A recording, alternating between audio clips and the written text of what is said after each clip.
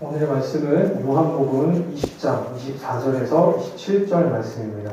요한복음 20장 24절에서 27절 말씀입니다.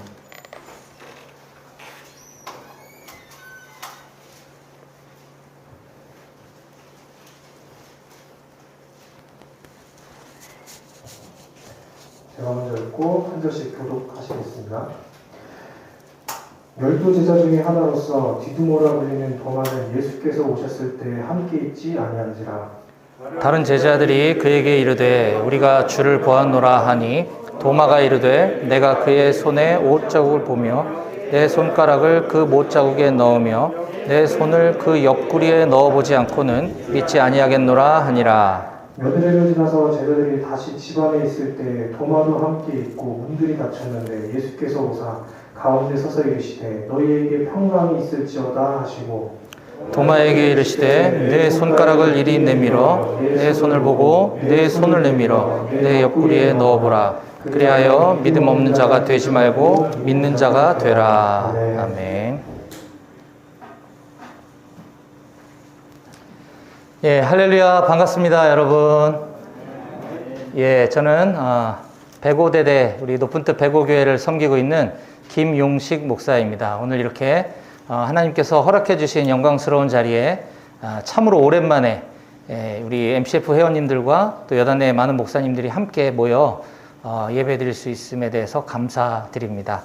우리 서로 양옆 앞뒤에 계신 우리 형제 자매님들과 함께 서로 이렇게 좀 반갑게 네 분 이상씩 눈 맞추면서 인사했으면 좋겠습니다. 참 잘 오셨습니다. MCF와 함께 믿음이 성장합시다. 네. 네. 줌으로만 보다가 또 줌에서 못 뵀던 분들까지 오늘 이렇게 많이 뵙게 돼서 너무 좋은 것 같습니다. 저는 오늘 우리 사랑하고 존경하는 오포병여단 이하 우리 기독 간부님들과 또 가족분들 그리고 여단 내에 우리 여단 목사님을 포함한 모든 민간 군선교사 목사님들과 함께 예배당 현장에서 오랜만에 드려지는 첫 예배 시간에 공동체를 통한 믿음의 성장이라는 제목으로 하나님께서 오늘 우리에게 주신 말씀을 나누도록 하겠습니다. 여러분들 도마 하면 제일 먼저 무슨 생각이 떠오르시나요? 도마. 갑자기 질문하니까. 네. 도마 그러면 의심 많은 제자? 이렇게 생각 들지 않습니까? 또 다른 거 있나요? 도마 그러면 생각나는 거? 잘 못 들었어요? 죽으면 죽으리라. 할렐루야. 네, 감사합니다. 박수. 네. 뭐 그럴 수 있어요. 예. 예. 도마 그러면 저는 그거밖에 생각이 안 나더라고요. 의심 많은 제자. 오늘 본문 말씀 너무나 잘 아는 유명한 말씀인데 이 믿음 없는 제자 도마의 그 행동과 도마에게 찾아오신 예수님에 관한 내용을 우리가 오늘 읽어보았습니다. 근데 저는 보통 이 설교 본문을 가지고 뭐 의심 많은 도마, 뭐 의심 많은 제자 이런 말씀을 이제 많이 전하고 또 듣곤 했는데 저는 언뜻 오늘 본문 말씀과 잘 매칭이 안 되어 보이실 수도 있는 제목 같아 보이긴 하지만 공동체를 통한 믿음의 성장이라는 말씀을 좀 나누려고 합니다. 왜 오늘 본문을 통해서 이런 제목을 우리에게 주셨는지 지금부터 하나씩 좀 살펴보도록 하겠습니다. 앞서 말씀드린 것처럼 도마 그러면 의심 많은 제자라는 꼬리표가 마치 별명처럼 따라붙는 것 같습니다. 하지만 도마는 예수님의 핵심 제자 12사도 중에 한 명이죠. 요즘 유행하는 말인가요? 예수님 핵심 관계자? 뭐라고 볼 수도 있겠습니다. 그는 예수님의 최측근에서 제자 훈련도 받고 또 사도의 삶을 살았을 뿐만 아니라 성경에는 기록되어 있지 않지만 전승에 의하면 그가 인도 선교사로 헌신해서 그곳에서 순교당했다라는 사실을 우리가 문헌을 통해서 알 수 있습니다. 그토록 도마의 삶을 우리가 깊이 새기며 또 존경하고 배워야 함에도 불구하고 그런 훌륭한 믿음의 선배님이신데도 불구하고 여전히 2000여 년이 세월이 흐르는 동안 앞으로 우리 다음 세대들도 후손들도 도마 그러면 의심하는 제자 이렇게 기억되지 않을까 싶습니다. 좀 안타까운 생각이 들고요. 아마 천국 가서 이 다음에 도마 선배님 만나면 좀 죄송할 것 같습니다. 맨날 의심 많은 제자라고 놀리곤 했었으니까요. 성경의 수많은 인물들이 도마뿐만 아니라 많은 인물들이 다 실수투성이었음을 우리는 알 수 있습니다. 인간이 어떻게 실수를 안 할 수가 있을까요?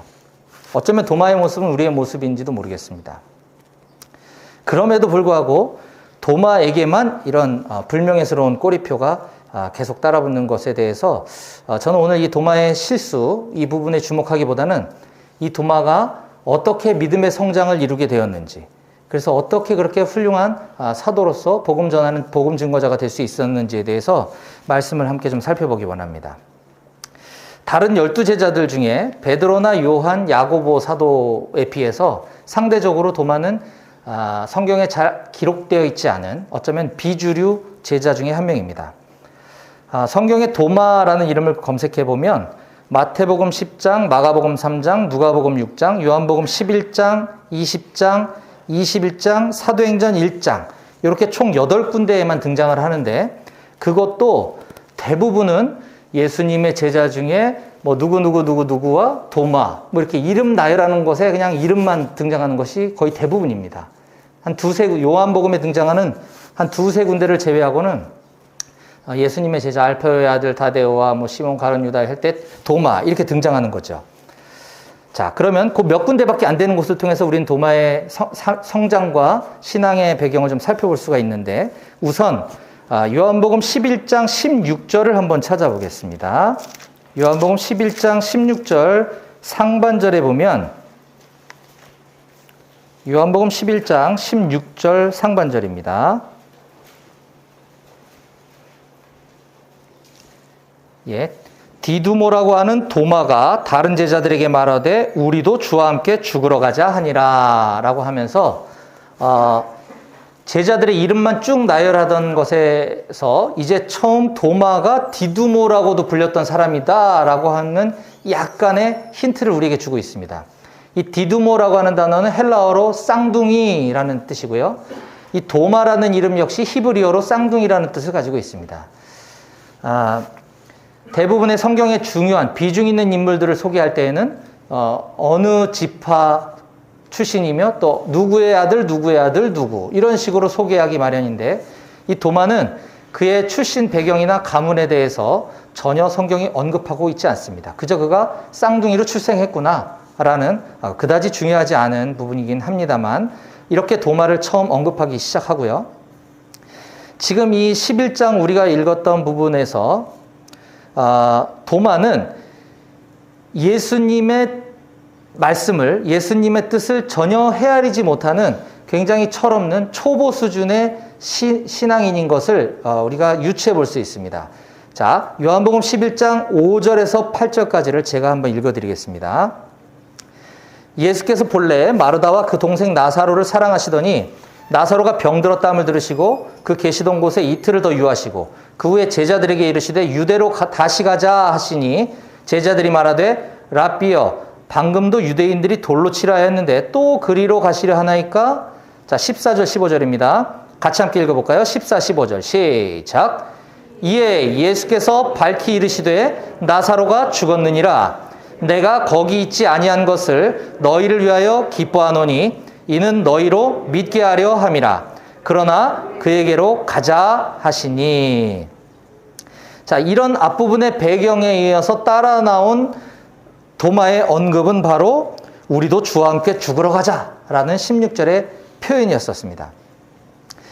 제자들은 예수님이 죽은 나사로를 살리기 위해 다시 유대로 가자라고 하실 때 거기는 위험해서 안 됩니다. 거기 다시 들어갔다간 돌 맞아 죽습니다 라고 제자들이 만류하는 상황 가운데 예수님은 그럼에도 불구하고 계속 가야 한다라고 말씀하시자 제자들의 마음은 굉장히 어려웠을 것 같습니다.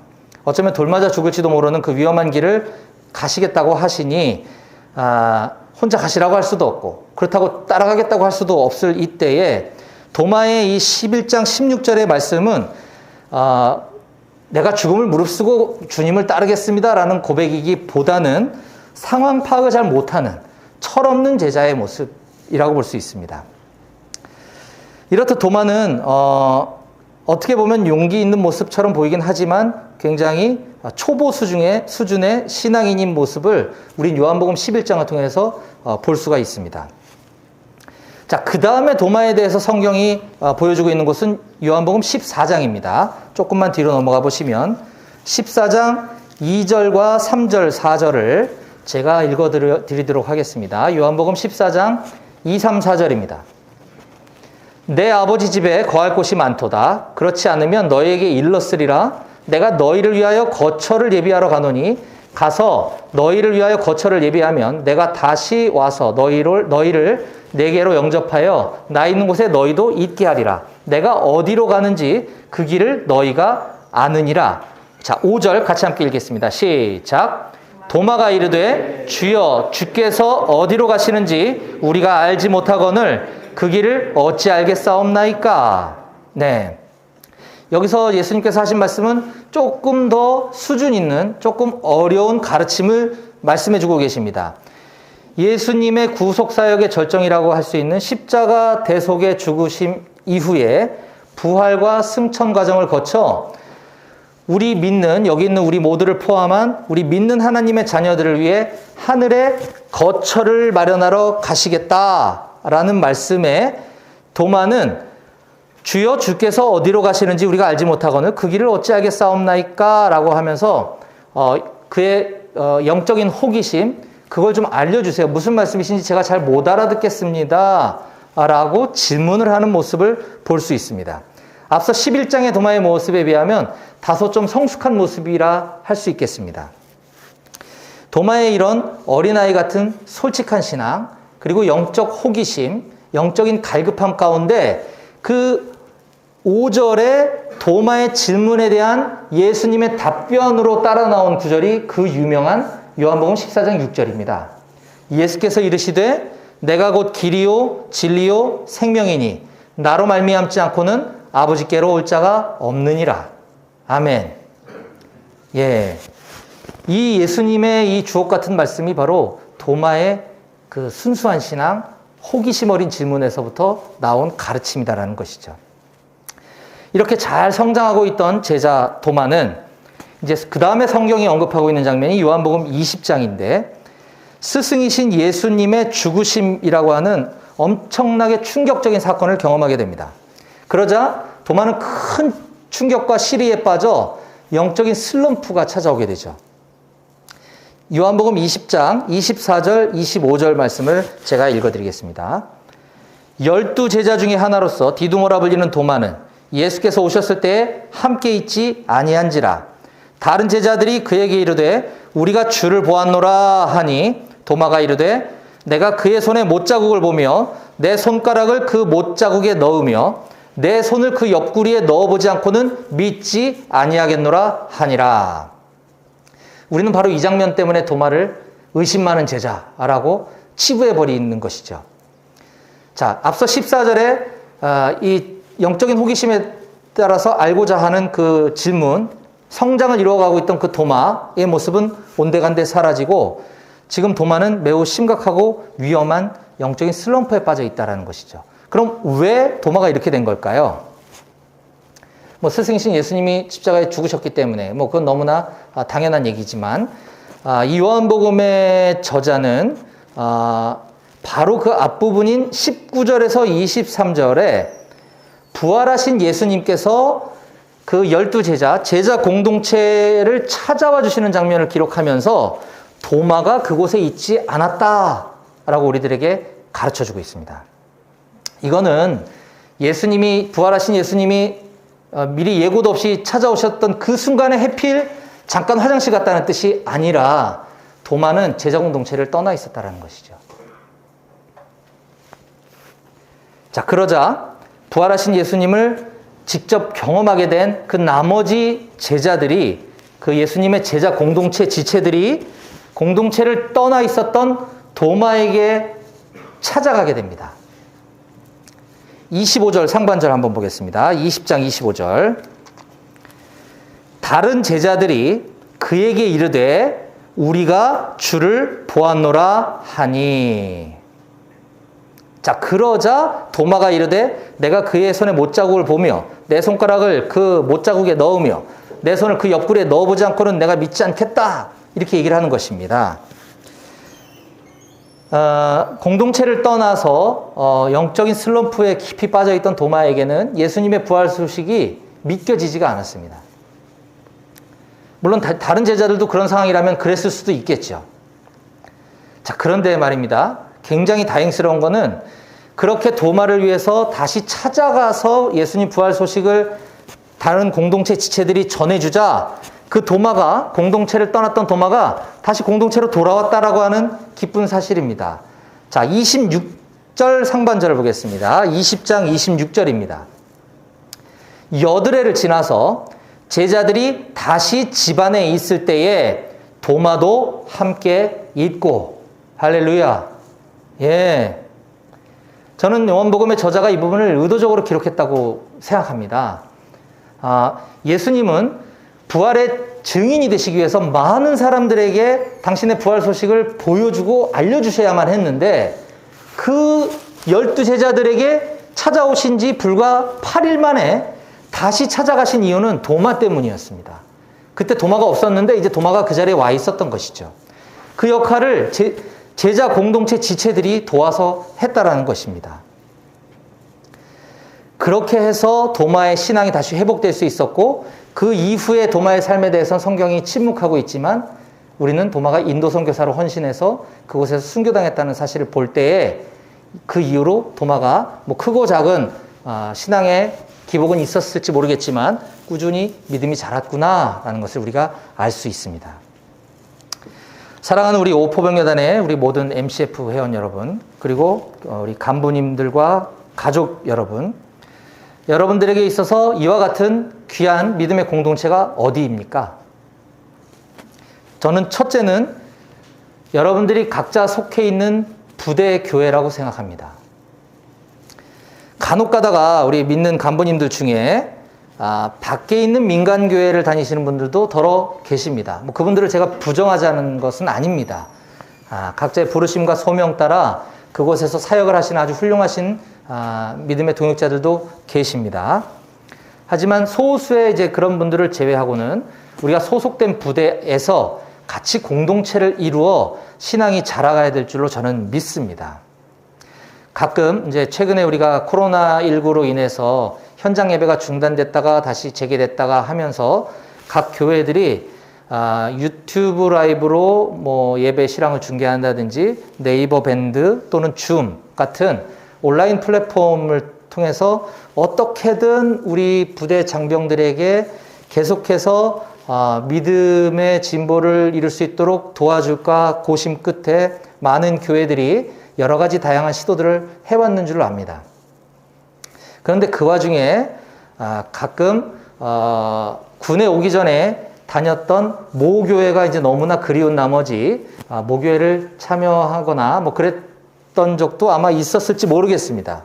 혹은 어차피 유튜브나 온라인으로 예배 드릴 거 조금만 검색해보면 굉장히 유명한 우리나라 대형교회 훌륭하신 목사님들의 설교를 찾아다니며 온라인 설교 쇼핑을 하러 다니는 성도님들은 혹시 없었는지 모르겠습니다. 하지만 사랑하는 여러분, 내가 속한 교회 공동체를 통해서 서로가 서로를 격려하고 도와줘가며 신앙의 성장을 이루어야 함을 반드시 기억하셨으면 좋겠습니다. 저는 여기 있는 우리 푸른 제복을 입고 있는 우리 모든 기독 군인들의 공동체는 여러분들이 속한, 여러분들이 근무하는 그 소속 부대 교회라고 확신합니다. 자, 또한 우리가 반드시 잊지 말아야 될 믿음의 공동체, 우리가 함께 영적 성장을 이뤄가야 될 공동체는 바로 이 MCF 공동체입니다. 이 땅의 수많은 기독 간부님들 중에서도 저도 예전에 군생활을 무려 7년이나 했지만 이 MCF 기도회, MCF 예배까지 참여하는 분들은 정말 극소수입니다. 그렇지 않나요? 네. 이 MCF 예배에 참여하시는 분들은 정말 귀한 주님의 제자들이고 여러분들이야말로 진짜 군선교사들이십니다. 여기 있는 저와 같은 저희 민간 목사님들은 이 전염병, 이 한낱, 일개 전염병 때문에 저희는 선교진 군부대 안에 들어올 수 없는 세월들이 너무 길었었습니다. 하지만 여기 계신 여러분들은 매일매일 하루의 대부분의 시간을 우리 장병들과 같이 보내셨지 않습니까?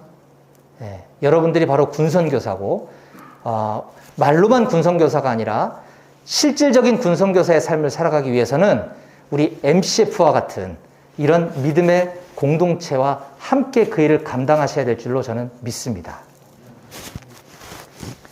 저는 여기 계신 우리 모두가 다 이 MCF 군선교 제자 공동체와 함께 이 MCF 공동체를 통해서 서로 합력하여 믿음의 성장을 이루어 가시길 주님의 이름으로 간절히 축원드립니다. 아멘. 기도하시겠습니다.